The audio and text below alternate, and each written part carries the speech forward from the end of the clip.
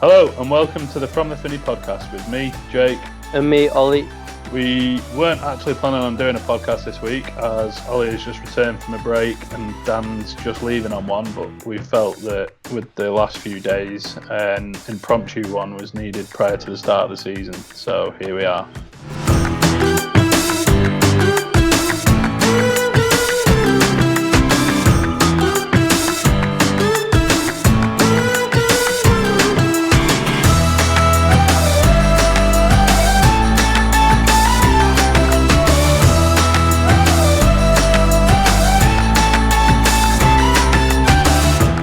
Ollie? Yeah, how you doing, Jake? Yeah, I'm good, mate. Good breakaway. Yeah, not bad, thanks. Feel like I've just come back from the 1980s, but funny week. But yeah, just buzzing for the season to start now on Saturday. Yeah, same. Yeah, Can't wait. Cannot wait. lots going on anyway. Lots going on at the moment at PNE. Yeah, well, before we jump into all that, we'll just make. We'll briefly cover the start of the season, the game at Millwall on Saturday. Nothing too detailed, so if you're listening, don't get too excited because we've got a written match preview which you can read. But yeah, it's going to be a tough one. Yeah, very tough saying, start. I thought that when we went away last season and we ended up winning quite comfortably in the end. Yeah, 3-0 up, I think, after half an hour last year.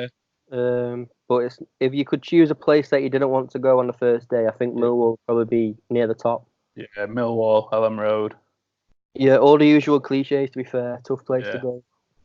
Neil Harris will have them right up for it. And obviously the fans will be up for it and all that. But no, there's no reason we can't go there and win again. No, definitely not. Just for the season. It'll just be good to have footy back. Yeah, as long as we compete and that and physicality. Which I think Neil will have no issues getting the players doing. So no, it will be a good game, to be fair, because they've made some good signings and we'll be bang up for it as well. So it should actually be a decent football game.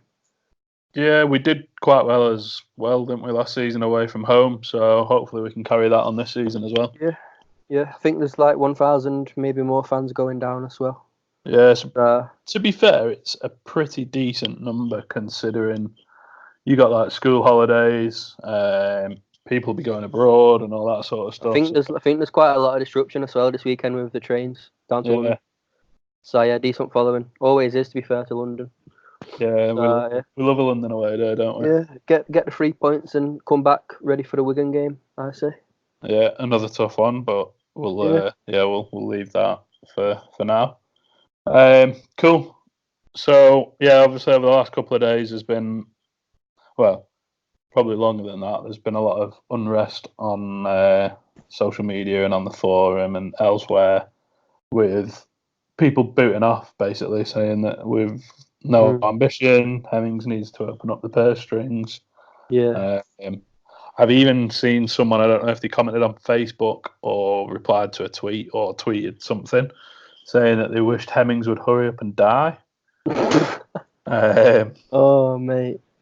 Which is just bizarre. To be honest, I thought when we signed Nugent, all this would stop, but the Nugent nostalgia's gone already.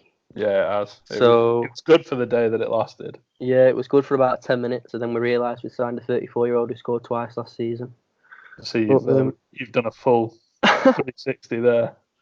Nah, but yeah, it's been a long few weeks, to be fair. But Neil did say all along that it'd probably go down to the last couple of weeks or last week. Yeah, he urged patience, didn't he? Yeah, and obviously today he's come out and he's sounding a bit impatient himself.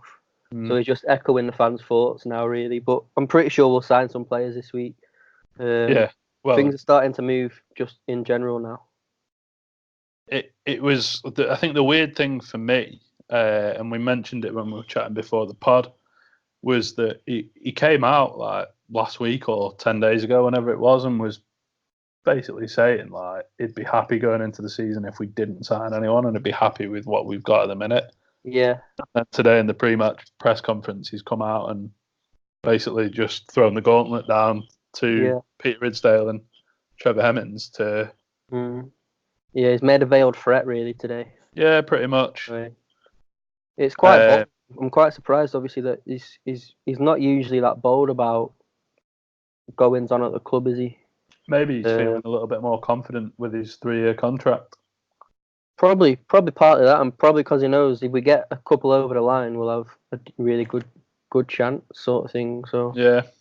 Well, you've been banging the drum that we're not as bad as people seem to have developed this opinion that we have, and I mean, we've just put a prediction piece live on the site, and I finished that by saying that people need to sort of realise that actually last season for a period we were challenging, we were doing really well.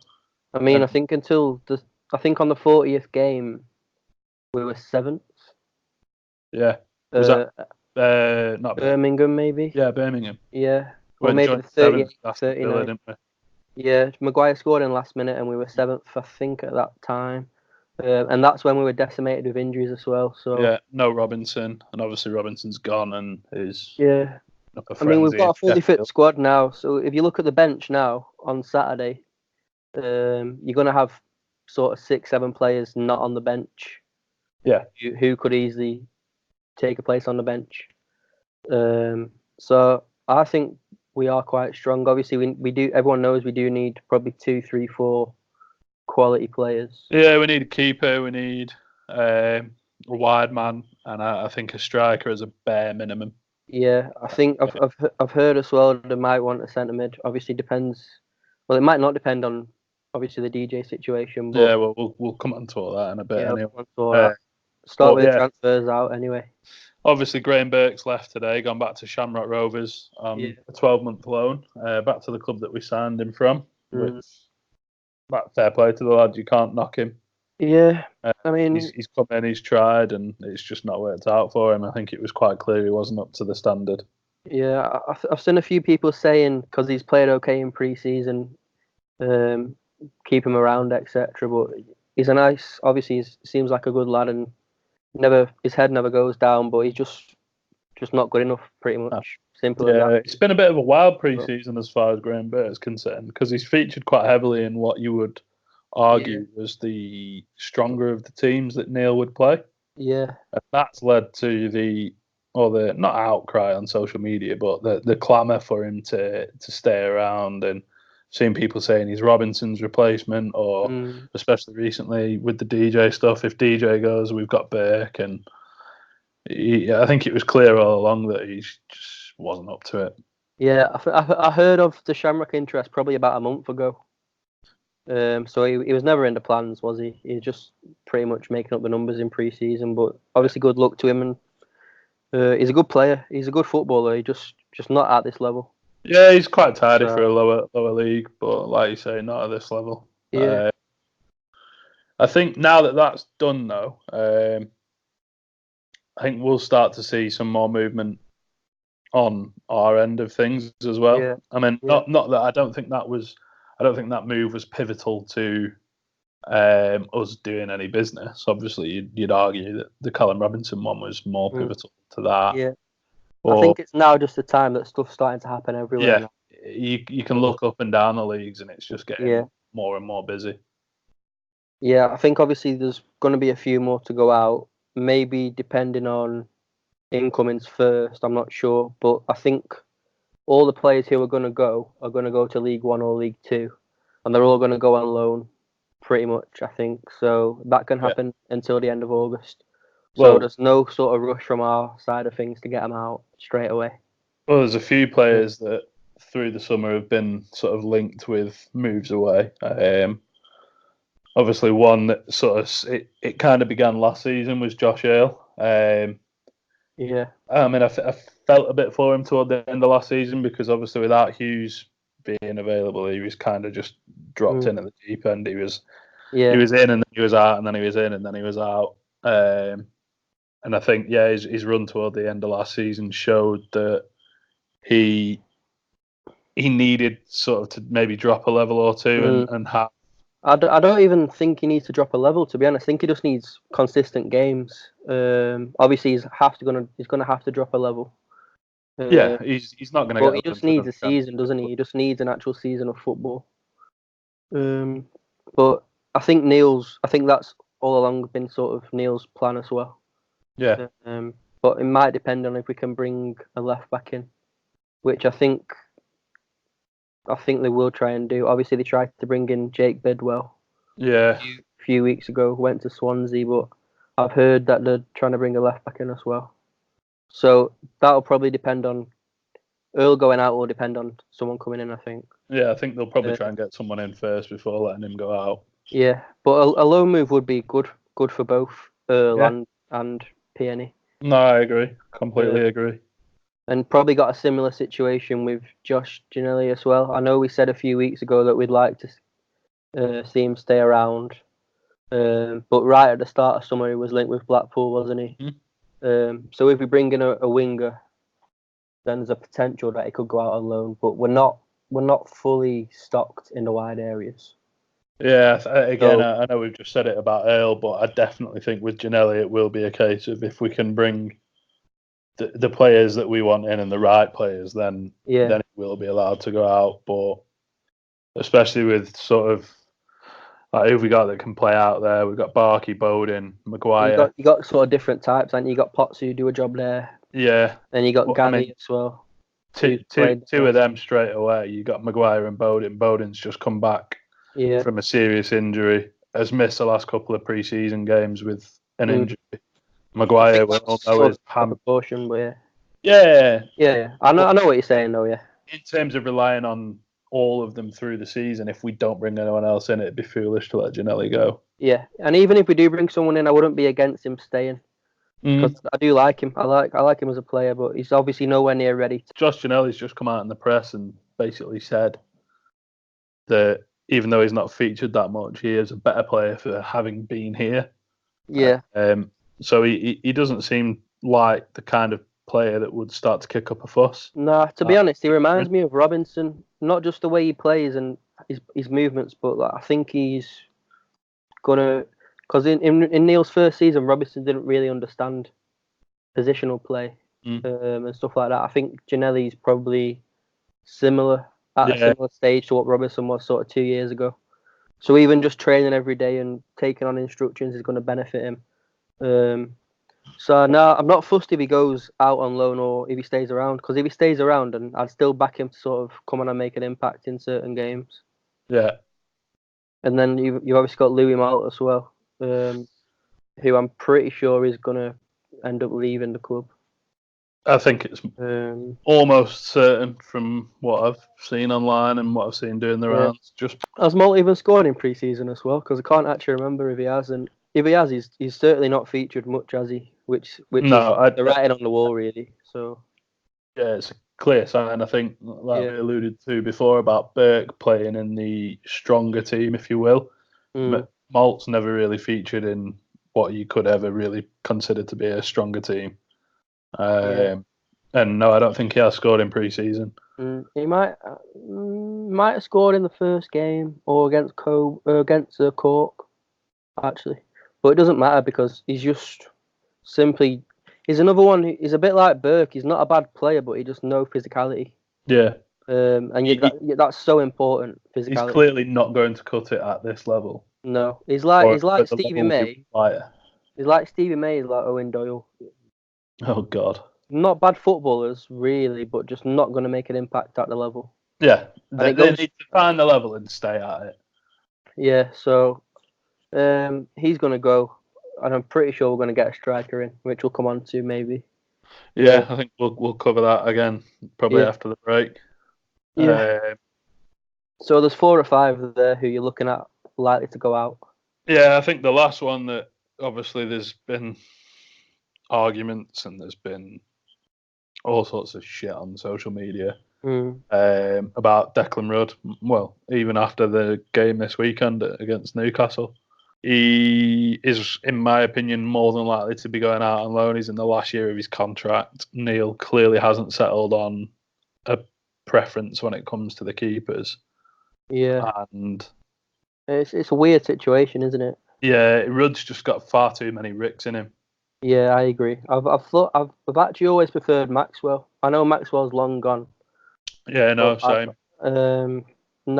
You just can't really. If we don't bring a keeper in, then you can't be confident of coming top 6, really, because people say, "Oh, he saved the penalty against Newcastle," and makes it was a good pretty save penalty, to be fair. Yeah, but that's just missing the point, really. He just drops clangers and he's got no presence. And he's just, I think he's just a League One keeper, really. To be honest. Maybe bottom end Championship. Maybe do a team like Luton or somewhere like that. Yeah, I mean, there's been a lot of goalkeepers moving about this summer. So there is a lot of foreign ones as well. Yeah, so we're running out of options, kind of thing. So I think there's Freddie Woodman's been mentioned in the past couple of days. Obviously played. Did he play last weekend against us? Yeah, he played the full 90, I think. Yeah, so that could be one to look at, and then you'd assume Ripley would stay as number 2 or compete for number 1. Yeah. So yeah, Rudd's obviously, if we bring a keeper in, then Rudd's gonna go. You'd expect. Yeah, like you said, I think if we don't bring a keeper in, I'd maybe question the ability that we have to finish higher up the table. Yeah, definitely. That'd be a big concern, really. When you can't rely on someone to keep clean sheets. Yeah, I think week in, week out. Yeah, I think Rudd's clean sheet record was pretty abysmal last season. Yeah, I mean, I know again Maxwell didn't really cover himself in glory last season, but I'm almost certain he's either got the record or he's got the joint record number of clean sheets in a row or in a season with Pickford at North End. Yeah, I mean, I liked Maxwell. He just ruined it for himself, really. Yeah, he did. He suited our style, I thought. Yeah, he did. He did. The way that he played suited us down to a T. Yeah. But no. So that situation's been badly handled all summer with a keeper. Obviously, the Muric thing right at the start of summer, and then I think there was interest in Walton. Obviously, moved on, and you've got quite a few other keepers who have been snapped up as well. So, but there's still Premier League loans available. Yeah, of course there is. There always will be. They've got an abundance of them. If it gets that desperate, we'll probably just bring a kid in, whether it's Woodman or there's a lad from Watford. Yeah, the guy that Dan keeps going on about. I forget his name. Is it Dolberg or Dalberg? Dolberg, yeah. Yeah. So even just one of them, and then you stick to him as number 1. The thing is about Neil, since he's been at the club, really, he's rotated his number 1s, and I don't really like it. And it's not even been rotation that you'd expect. So far as one's a cup keeper, one's a league keeper, it's like he'd play up until like October or November, and then just randomly change the keepers for no apparent reason. Yeah, that's probably my biggest criticism of Alex Neil. I love the guy. His handling of keepers is a bit on the strange side. He did it at Norwich though as well, didn't he? Did the same at Norwich. Simon McGovern at Norwich had Ruddy, and he had someone else. Rudd. Was it Rudd or no? I think he loaned Rudd out, didn't he? No, Declan played about 16 games in a row in the Prem. Did he actually in Neil's season? Oh, yeah, I didn't know that. I didn't know. Maybe Ruddy got injured, but I'm almost certain Declan played about 10, 15 games in a row in the Prem. Yeah. It was around, I think it was around the New Year time, sort of like December, January. Yeah.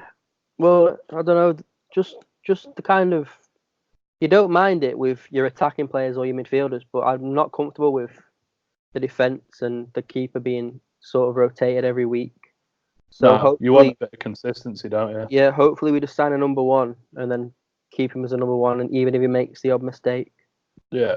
So yeah, that's something that's really important in the next sort of week for me. I completely agree with you. If we could only make one signing now, I'd actually want to sign a keeper. Yeah, no, I think I agree. Like we said, it's the one position that I think we are desperately lacking in. One position that you could argue that we're not short of is midfield. And obviously there's been, over the last few days, there's been the talk of Wigan coming in for Daniel Johnson. According to the LEP, it was a loan, which got laughed away.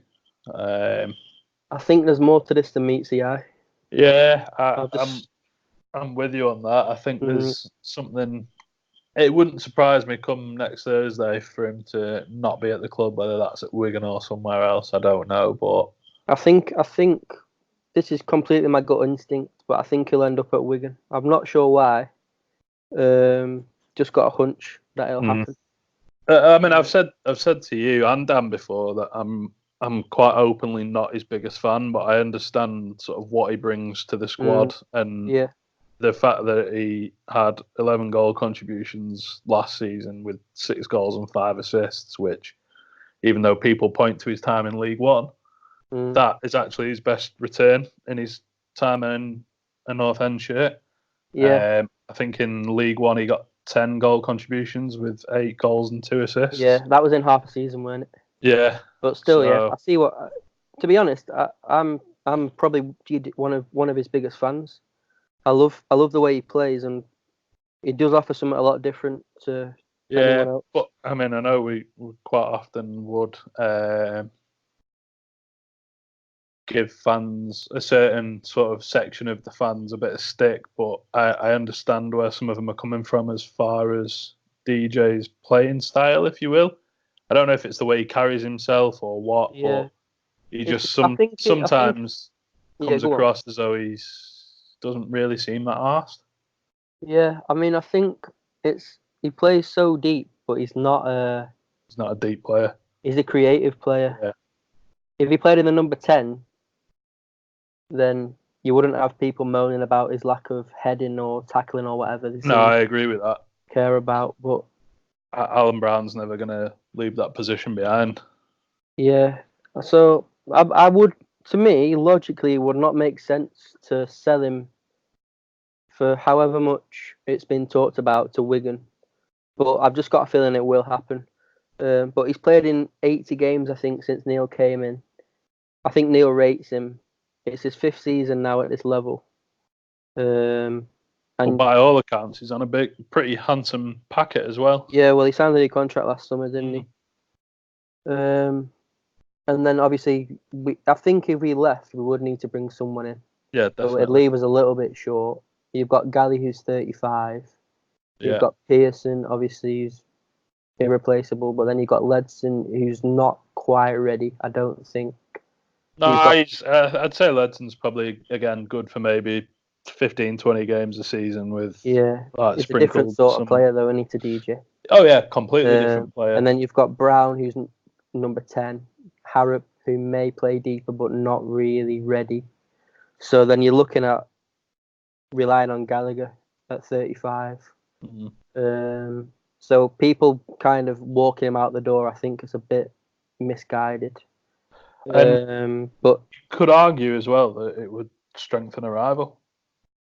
Yeah, well, I mean, he played under Cook at Chesterfield, but he played in the number 10. Yeah. And that was before he came to us in League One, and he was so effective in that system. And he plays the same system still. So if he went there, I've got no doubt that he'd probably play a bit higher up, might suit him better, and he'd score a few, and he'd probably be more effective.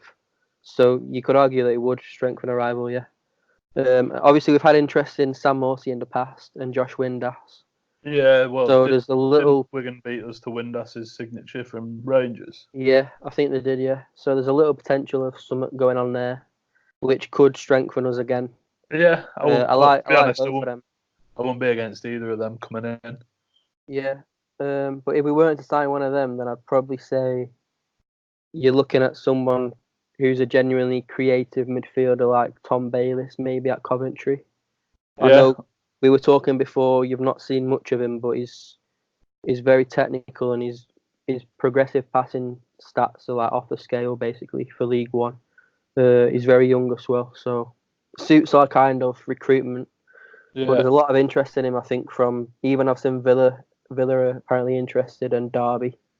So that'd be kind of an ambitious one, but puts us at a bit of a disadvantage, you could argue. Yeah, but if DJ was to go, I'd want that kind of player coming in to keep us something a bit different, really, to what we've got. Yeah. Someone, he's quite mobile as well, and he can get box to box, and he can. I'd sort of say similar to Romain Sawyers in the way he plays. Yeah. So I'd be sort of advocating that as a replacement. But obviously now you're running out of time if you're selling DJ, and then you've got less than a week to get someone over the line. So yeah, considering the other positions that we need to fill as well, it's a lot of work to do in a short space of time. The timing is quite strange about the DJ thing. I don't know if they're just trying to look or what. Yeah, I wouldn't be surprised. Just see how that develops. But I've got a feeling that there's something going on there.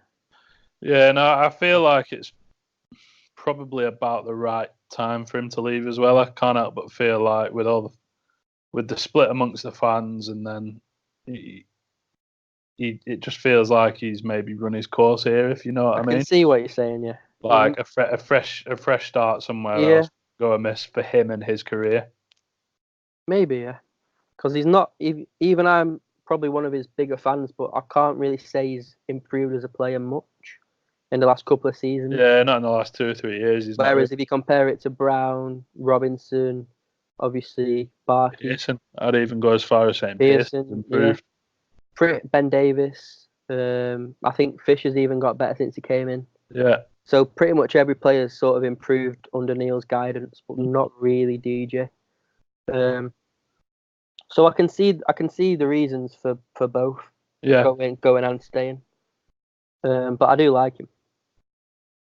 So it'd be a shame for me if he went. But yeah, no, like I said, I'll openly admit I'm not his biggest fan, but I can see what he brings to the squad and to the side when he is in it. So I think he would definitely be a miss. Yeah, we'll just have to see what happens with that. But yeah, it's going to be an interesting one, definitely. I wouldn't wish anything against him if he was to move on. Like I think a lot of people probably would. But same with a lot of the players, though, isn't it? You know, they come in, they represent the club well. I know Louis Moult, who we'll come on to next, won Community Player of the Year. There's absolutely nothing against the guy, and he by all accounts seems like a genuine guy. But it was a big part of our promotion season, obviously when he came in, and he's played 200 games pretty much for the club. Yeah, never really let us down. I don't think anyway. So yeah, we'll have to see, but I wish him all the best if he goes. No, yeah, completely agree. So then the other one that has been, again, last few days doing the rounds is Louis Moult possibly going to Salford. Again, seen it on the forum and in little bits on Twitter and stuff.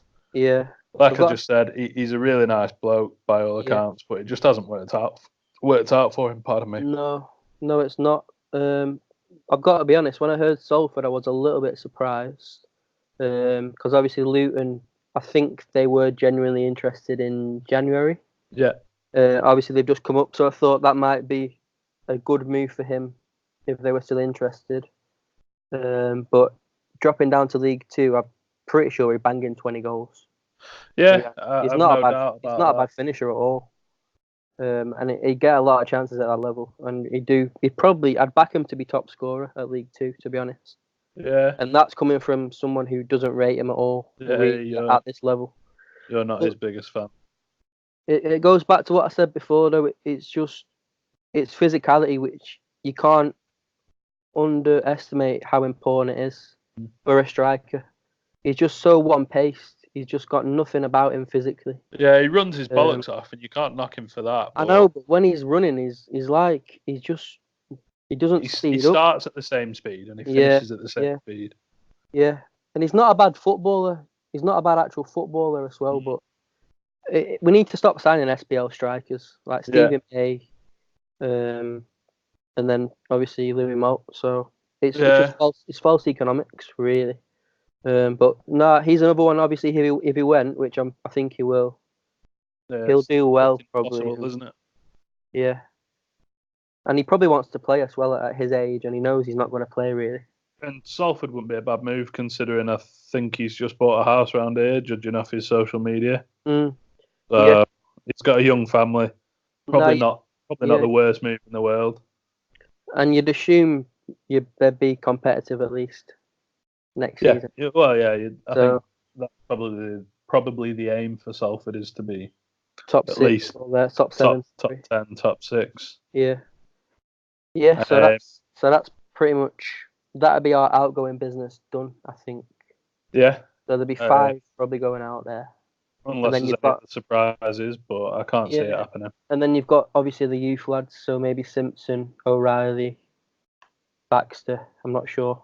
Jack Armour as well, maybe. Yeah, and then Walker.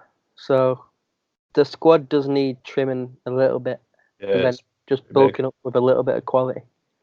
But generally, I'd say the squad's in a much better place than probably people are like believing at the moment.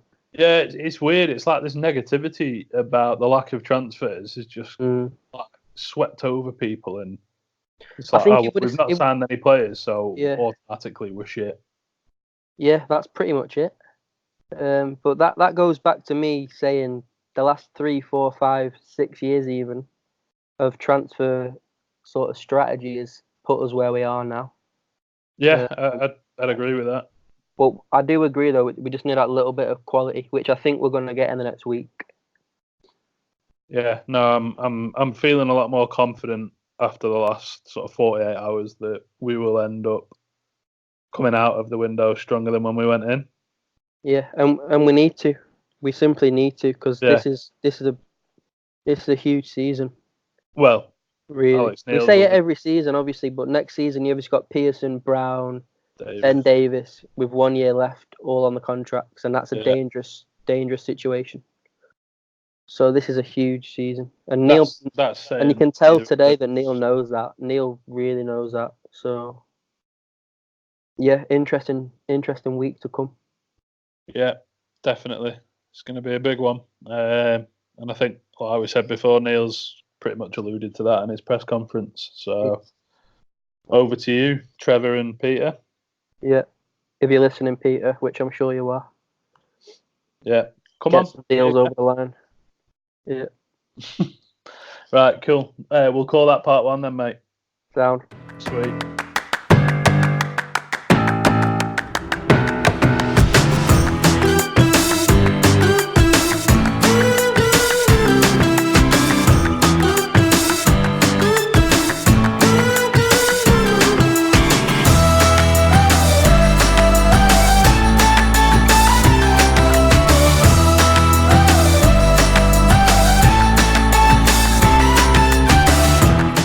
Welcome back to part 2 from oh my days. Start again, take it easy. I feel the pressure now.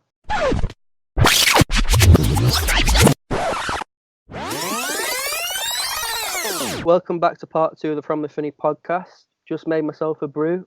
If you've made yourself a brew, I hope you enjoy it. So we're going to talk about incoming business now. So obviously we've talked a lot about the outgoings, but we're going to talk about players we've been linked with in the last sort of 48 hours or week or so. So the main one to start with, obviously, that's come out of the woodwork today is Fraser Campbell Jake. Yeah. Scored 12 goals last season.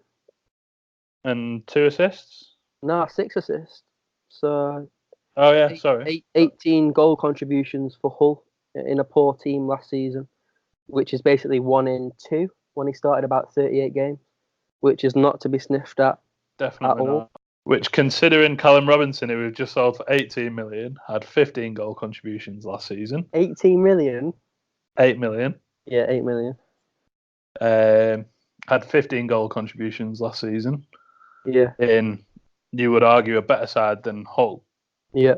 Now, I'm not saying Campbell's going to come in, if he comes in, and is going to be anything like or better than Callum Robinson, but you could argue, based off numbers alone, that we've gone quite a way toward replacing the goals that Robinson brought to the side.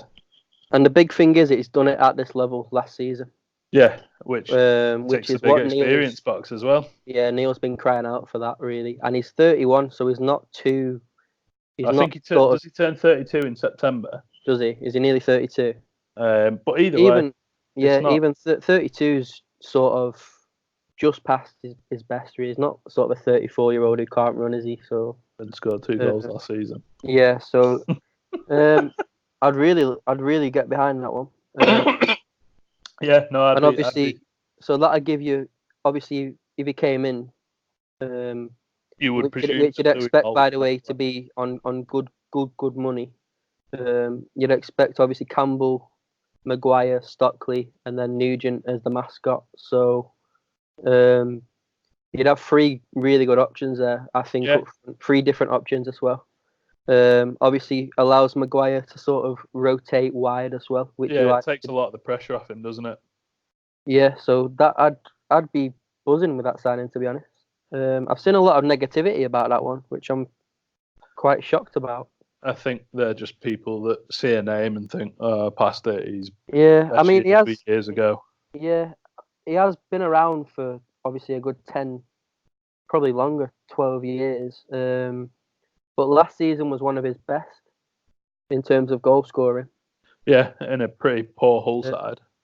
In a team that sort of played quite similar to us as well last year, in terms of there was a lot of onus on the striker to play by himself.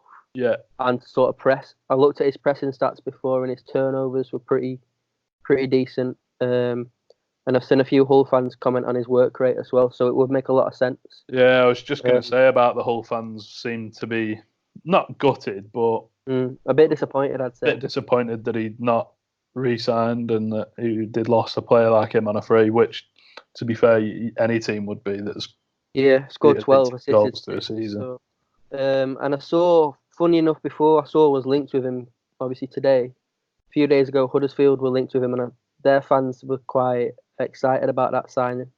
So if they're going to be happy with it, then no reason for our fans to sort of be against that, because it's exactly what Neil wants, that sort of player. Yeah, like I said, he ticks that sort of big experience box, and Neil's been banging that drum all summer, so you'd like to think that if it comes off, there's probably an element of the club are backing the manager in terms of the money. I don't think he'll be on a small packet, but also they'll be backing him in terms of actually going out and signing someone that he would want. Yeah, because if you think back to, was it last season or the season before when there was all the rumours of Cameron Jerome? Don't know if they were true or not. Yeah, but I mean, since Neil came in, this is the kind of player he's been crying out for, really, because I think obviously we were linked with Lewis Grabban quite a lot. I'm not sure if you remember. I remember. And then Grayson tried signing him two windows on the trot, didn't he? Yeah, and then Neil wanted him in his first summer, and then obviously Cameron Jerome as well, and now Fraser Campbell. They're all sort of similar profiles, aren't they? Yeah. So this is what Neil's sort of been demanding. The sort of that good level experience pro being around. Yeah, but not too far over the hill, sort of thing. Yeah. Got a couple of years left in them. Yeah, so I'd go as far as say that'd be a coup for the club. Yeah, no, I'd have to agree with you on that. And like I said, I can't see it being a small sort of deal to bring him in either. All you need to do is look at his past. Yeah, he started out at Man United. That immediately commands big money. But he's been in the Premier League for a lot of his career as well. Yeah, or at least at Premier League clubs. So now, if you look at Galley, and then if you obviously include Campbell, Nugent, Bauer, Clark, and then suddenly you're looking at a lot more experience. So yeah, I'd be buzzing with that. To be fair, we'll have to see if it happens. Obviously, don't want to get too excited about it, but well, that's the thing, isn't it? There's always sort of talk through a summer with North End that we've been linked with this player or that player, and they never quite happen for whatever reason. But the most simple way I'd look at it is if you took Louis Moll and then you replaced him with Campbell. So clearly an upgrade. Yeah, that's got to be a big upgrade, really. Yeah. So yeah, that'd be a big one. And then obviously you've got Ash Hunter, who we've spoke about before. I'm not going to bang the Ash Hunter drum too much, but all I'm going to say is I think he can be world class. That's a big shout. Nah, but I can't believe we've not signed him. But and you were having a go at me saying that hypothetically we could get him on loan, and now you're saying he's world class. Nah, he's never going to be world class, but he might play. But nah, but I'm just shocked. I'm actually shocked we've not signed him. Or we've gone on about him plenty. So if anyone's listening to this thinking, "Oh, I've no idea what you're going on about, why you're not talking about him," then go back and listen to I think the last episode or the other episode. No, it was episode 7 and I think 7, episode yeah. 6. Or just look at my tweets, and I'm an Ashley Hunter fanboy. Yeah, he scored against us last week, so we have to sign him. It's probably an extra $500,000 on top of his price tag. Yeah, and then obviously a few days ago, I think this came from Celtic's end, but obviously Scott Sinclair was linked. Yeah, I think the story came in the Scottish press before it was down here. And I sort of think that was to sort of create a bit of interest in Sinclair. Yeah. Rather than a sort of genuine attempt to go all out to sign him. Yeah. But he'd be obviously pedigree, experience. Oh, mate, if Sinclair came in and Campbell, I would be buzzing. Yeah, absolutely. I mean, I don't think we'd ever sign both. But even just inquiring about him, I'm not sure what that says. Are we being unrealistic or are we being ambitious? I'm not sure. I think, like Ollie said, I don't know if he said it on the pod last week or if he's said it on Twitter since. Ollie Dawes from Deep Dale Digest. Yeah. I wouldn't be surprised if it's one that the club have maybe just done with the thought of, well, it's something that they can reference to fans of, well, we tried to get him and we tried to do this and we tried to do that, but it just didn't happen.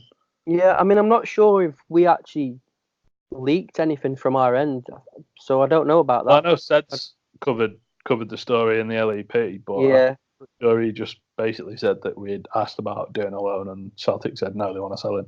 Yeah. And that was it. Yeah, so that's probably the end of that one, really. People get, they see something and then rumours grow legs and they go wild. And someone could just suggest he'd be a good player, and then someone says we're interested in this player, and then it sort of catches fire from there. But like a game of Chinese whispers, isn't it? Yeah, pretty much, but just called Twitter whispers, not Chinese whispers. Or not even PNA Online's that bad, to be fair. But yeah, I think them three are sort of the only attackers we've been genuinely linked with, I'd say. I can't think of any others unless I'm forgetting someone. No, I don't think there is any others, to be fair. So unless we've got someone sort of behind the scenes waiting to sign, then... Well, Bauer was a bit of a surprising one. Yeah, and I'm sure in the next sort of week there'll be a lot of ringing. Peter Rissell will be on the phone all day asking Premier League. Yeah, I'd hate to see his phone bill. Yeah, who's available on loan? Which wingers have you got available, etc. Keepers. So it might end up being sort of, or even Brandon Barker again, or someone like that. I can't say I'd be thrilled if Brandon Barker came. No, but I'd say that's probably plan Z or something like that. So yeah, fail safe. Yeah, or even the match has not gone anywhere yet. No, true. I'd have him back in a heartbeat. Yeah, so would I. But yeah, I think we'll in the next 3, 4, 5 days we'll be linked with new players naturally, just because of how the market will be. But well, I think if we don't bring anyone in before Saturday, which you never know in North End we could do, but if we don't, then you got Sunday, Monday, Tuesday, Wednesday, and then obviously Thursday, so you got 5 days there. Yeah, I think Thursday's going to be mad, you know. Yeah, there's a clamour every year, isn't there, for why we're making any deadline day signings. Yeah, this year because it's so early and because there's no low window after, I think it's just going to be mental. Yeah. So yeah, they're the main attacking signings. Obviously, we've spoke about Freddie Woodman, who I don't know where this came from, but maybe Newcastle Chronicle said 2 Championship clubs had registered an interest, and you'd be shocked if we weren't one of those 2. Yeah, I mean he looked all right in the little that he had to do against Newcastle. It's not like we were peppering the Newcastle goal with shots, but he's highly thought of at Newcastle. Yeah, I mean, I think the only thing with that one is his contract situation's a bit up in the air. I think he's got a year. He's got a year left. Right. But I don't think he's signing because I read Arsenal were interested. So I'm not sure if Newcastle would loan him out to then lose him On a free with compensation. I'm not sure. That's a bit of a strange situation. So it might be a Although case. If a club like Arsenal is interested, then maybe they'd be banking on getting a decent chunk of compensation. Yeah. But then also you throw Mark Ashley into the mix, and you never know. Yeah, you just don't know with that one. But he can't sit in the stands again. I think he's 22 now. So yeah, and they've got Darlow as well, haven't they? Yeah, they got Dubravka, who's a very good keeper, and then they got Darlow, yeah.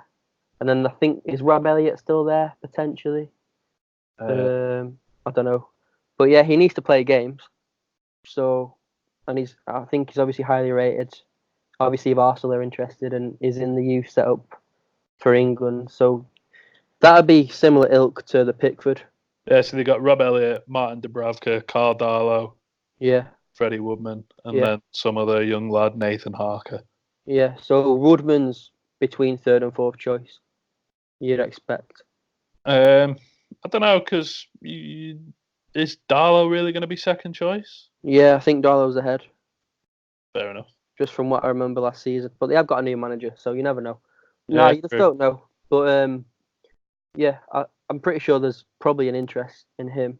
You'd wonder why if there wasn't. Yeah, and then thinking about other keepers, you're probably going to have to look at sort of Premier League under 23 first choice keepers, maybe. Yeah.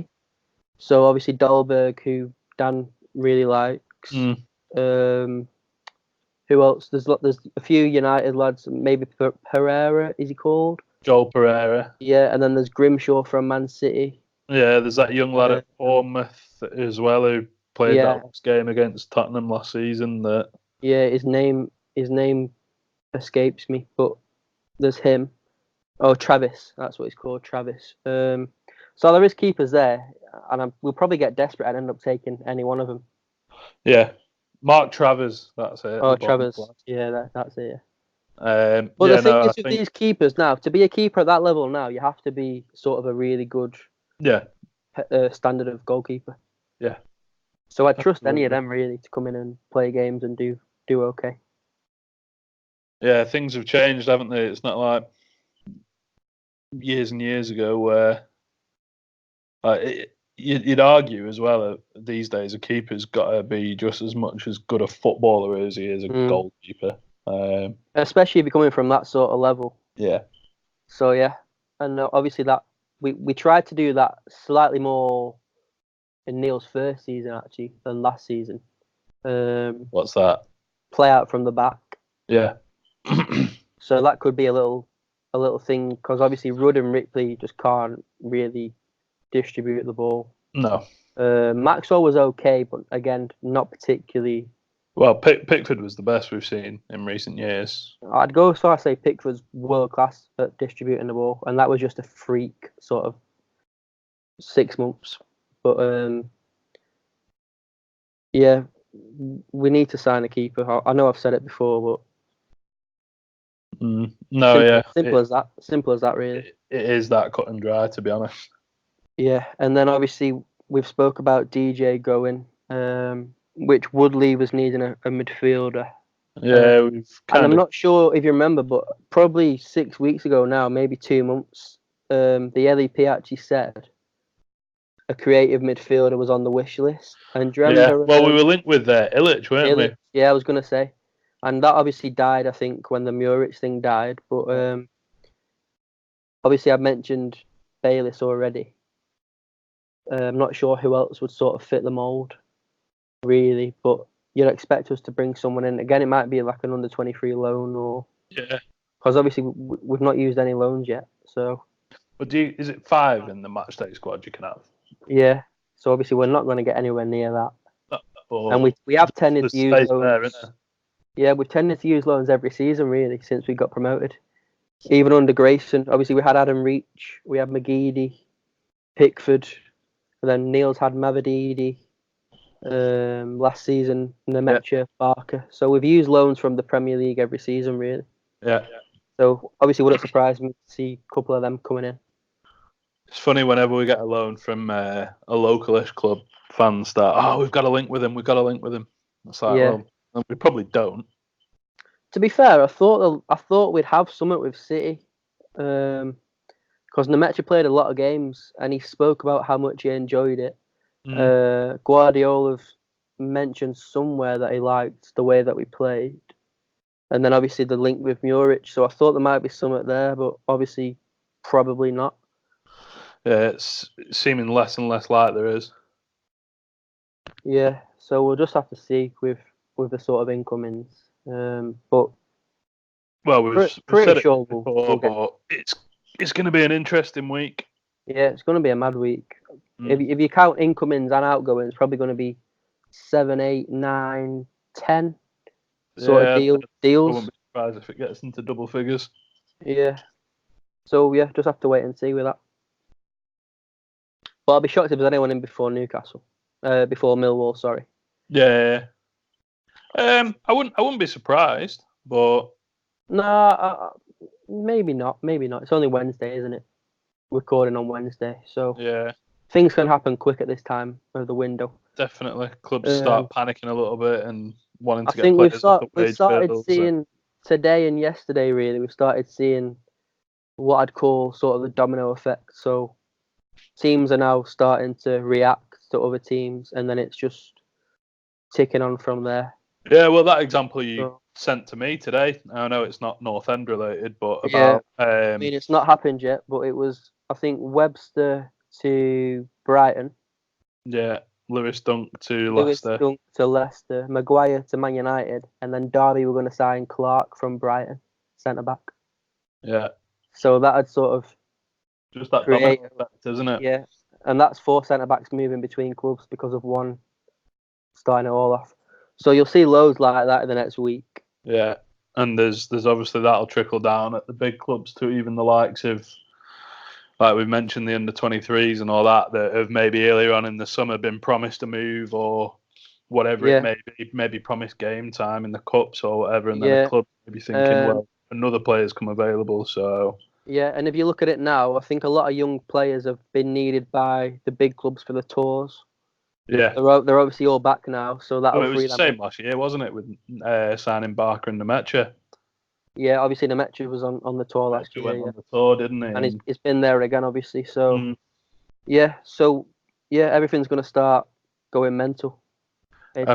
I'm just looking forward to getting to deadline day and like going on my dinner in the afternoon and reading some wild last minute rumor that we've been linked with someone. To be fair, maybe a bit like the McGeady one. I remember seeing that and just thinking, it's never going to happen. Yeah. And then obviously he came in and did the business for us. Yeah, he did. Yeah, so interesting times. Yeah, it's I'm feeling a lot more positive. Yeah, in fairness, this was pretty much inevitable, I think, all along because of the way the window's now structured, and just because of the FFP and all that. And I think this was always going to be a strange sort of summer. Yeah, and it's the first one as well that, like, there's the points deduction that Birmingham got. There's maybe 5 or 6 clubs that are pushing the limit when it comes to FFP. There's probably going to be more clubs like that next summer. So this is probably one of the first seasons for maybe the next few seasons that you see this sort of thing happening where teams are biding their time and waiting a little bit more. Yeah, another thing I'd say is quite interesting. I think, unless it's just me, I think there's a lot more players now going from the Championship to the Prem. Yeah, I was just going to say that. There's more players that you would maybe consider would have previously signed for maybe your top end Championship clubs. Yeah, that's what I was going to say. So go into the Premier League. Yeah, so now the top end champ clubs are sort of having to be more patient, and then that's having a knock on effect for everyone. Well, prime example is Callum Robinson. He's obviously gone to Sheffield United. Then Che Adams has gone to Southampton. What's his face? Daniel James has gone to Man United from Swansea. McBurney's going to Sheffield. Jota's gone to Villa. Yeah. There's a couple of others as well. So yeah, basically, pretty much most clubs have lost a player to a Premier League team or to sort of a bigger team. So it's just been a, and obviously Wigan, it's different, but Wigan of Reece James has gone back to Chelsea. Derby have lost Tomori, Wilson, and Mount back to Chelsea, and just stuff like that. So yeah, and also a lot of new managers as well, who might take a bit longer to sort of line up the targets, or maybe bring in foreign targets. Yeah. Which so it's just been a mad. Like Pep Butet's brought a few foreigners in at Birmingham, haven't they? Yeah, and I think Derby will do something similar with. Yeah, well, I think Koku's said there's going to be quite a reliance on the youth coming through there, but then I did also see today that apparently they were signing, is it Bielik for £10 million? That'd be a mad signing. Honestly, he's class. Yeah, but Derby say every year they're going to do it on the cheap, but you can't spend 10 million on a defensive midfielder and then say you're doing it on the cheap. No. But that'd be a class signing. That he's a good player. Yeah, definitely is. So yeah, I think that pretty much covers the incoming side of things. Yeah. So before we finish, we'll just talk a little bit about predictions for the upcoming season. So obviously we've just published tonight the prediction piece with Deep Dive Digest and Preston Updates, which is a bit of a hefty piece of content. So if you're listening to this and you haven't read it, but you don't have maybe a spare 10 minutes, then I'd maybe bookmark it for a time that you've got a bit of time to sit down and read it. If you want some proper predictions, just read my bit, and then you'll save yourself loads of time. But yeah, we'll skirt over a bit of that piece, so we don't give away everything. But obviously we covered a bit about the championship and who we thought would win it, the playoffs, bottom three. And a few other bits. So, who did you have down as winning the champ? Same as you, Fulham. Yeah. Can't see past, obviously, the front four. Yeah, it's ridiculous at this level. Obviously, Mitro, Kearney, Caballero, Knockaert. Yeah. Simple as that, really. As we record, they've still got Ryan Sessegnon, although I believe he's close to going to Tottenham, or they've been heavily linked with him all summer. They've been linked with both Sessegnons, actually. I've seen him linked with Ryan today, who's never actually played for Fulham yet. You mean Stephen? Yeah, sorry, Steve. Yeah, not Stephen. Nah, not Ryan, man. Stephen, yeah. So, yeah. But even if he goes, they've got Joe Bryan at left back. They got Caballero, Knockaert. They got Kamara. They got a mad team, and obviously Scott Parker's never proven himself at any level, but he did turn the fortunes around a little bit last season. So yeah, it's hard to see past them. Yeah, with the league being so open as well. I think that's the key thing, isn't it? That this season, that there's no. I know we've both just said we can't see past Fulham, but you could probably pick one of maybe.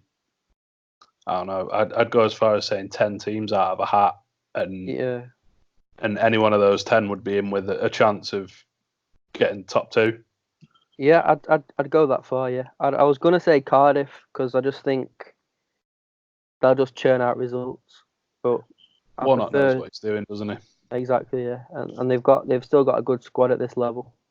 Yeah, they've lost the Hoare, but they've signed another striker today, haven't they? Yeah, apparently his stats are mad. Apparently, I've never heard of him, to be honest. I can't remember what he's called either. Signing for like 3 mil, I think. It's 5 mil, I think. It's called Glatzel. Yeah, that's it. And I've seen a few stats people on Twitter expecting big things, so that could be someone to look out for next season. But yeah, I was also tempted to say Leeds because I love Bielsa, but I just can't see the squad sort of carrying. Well, I could easily see them coming in the top 2, but I just think they'll miss out slightly. And then you've got sort of 5 or 6, like you said, who could also easily put a run together and sort of win the league. So it's going to be an interesting one at the top of the table. Yeah, definitely. At the opposite end, who did you have down as finishing bottom? I've had to go for Charlton. I was surprised they did so well last season, but they've lost a Rebo to Rangers. who's a very good player in central midfield. They've lost Josh Cullen, who was a big part of their diamond midfield, and they've lost Bielik, who we just spoke about going to Derby. Yeah. And then obviously we've signed Bauer. So that's 4 players from their spine straight away that they've lost. Immediately weakens them. I mean, some would argue, they've got Lyle Taylor, but he's 29. He's never really played at this level. To be honest, I think he will get into double figures quite easily. I really like him. Yeah, but is he going to be consistent enough? Like, it's all right saying he get into double figures if he gets 10 or 11, for me, is that enough for them to stay up? No, it's more about they've lost 3 of their 4 midfielders and they've lost their better centre-back. So I can just see them sort of crumbling, really, especially with all that's going on around the club. Yeah.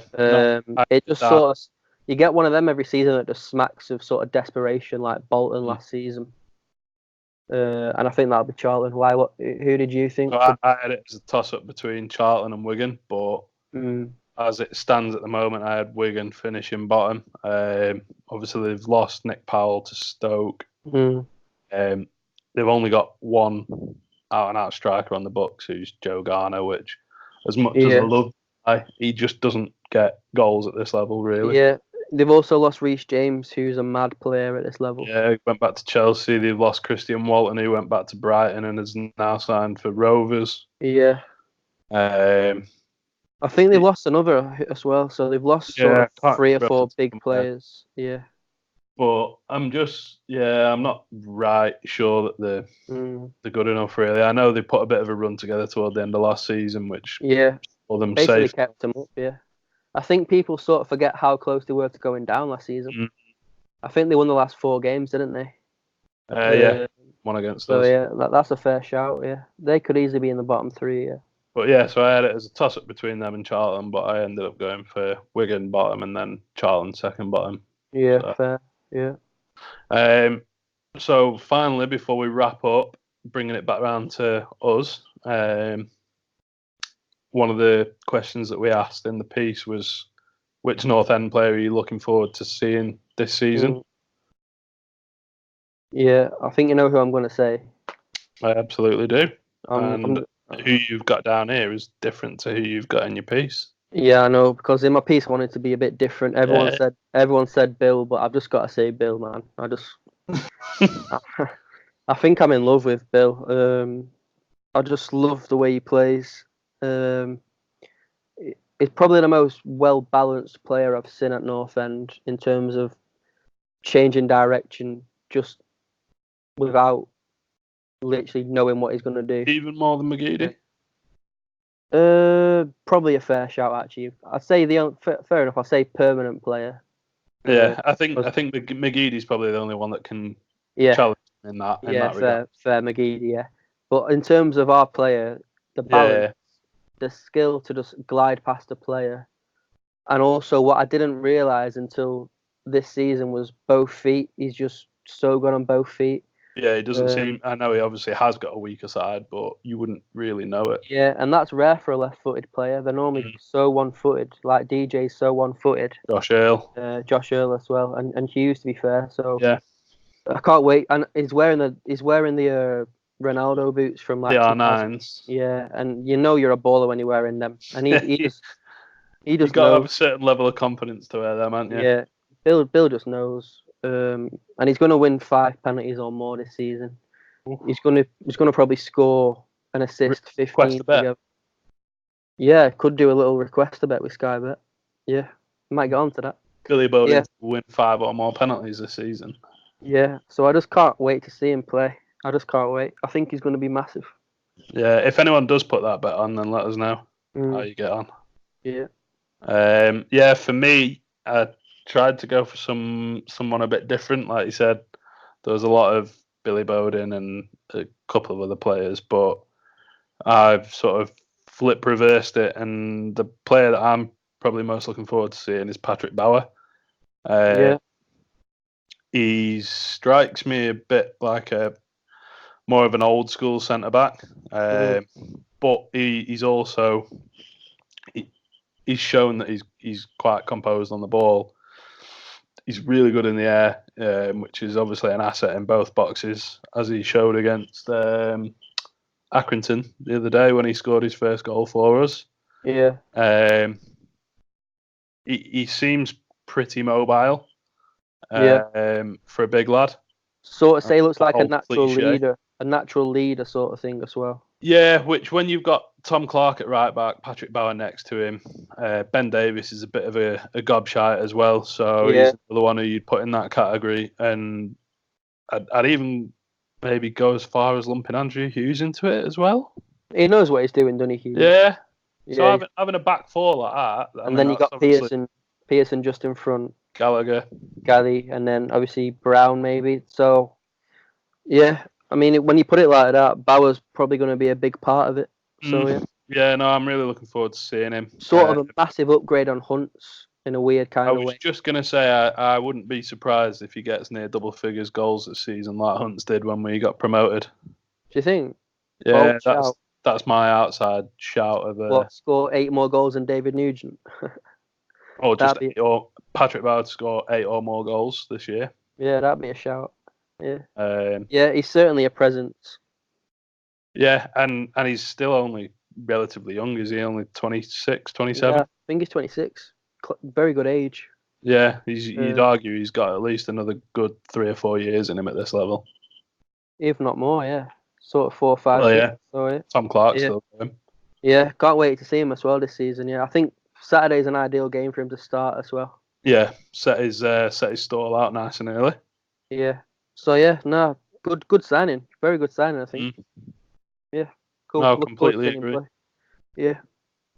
Yeah, cool. That's it. We're done. Impromptu podcast recorded. Love it. Sweet. Yeah, thanks for listening to episode 8 of the From the Finney podcast. Hopefully it's lived up to what you've come to expect from us, and it'll be a good bit of listening for you before the Millwall game. Don't forget, as usual, you can subscribe to us on Apple Podcasts, Spotify, and all the other places that you get your podcast from. If you could leave us a review on Apple Podcasts, that would be massively appreciated, and any other directories that you can do it on. And you can keep in touch with us on social media. We're on Twitter, Facebook, and Instagram. Just search for From the Finney and you'll find us. And don't forget that we're publishing loads of content on the website as well. So yeah, read that, share it, like it, whatever. Again, appreciated. So yeah, cheers, Ollie. Nice one, Jake. Enjoyed that. Yeah, it was good. Cheers, mate. Buzzing for Saturday. Up the whites. See you in a bit, mate.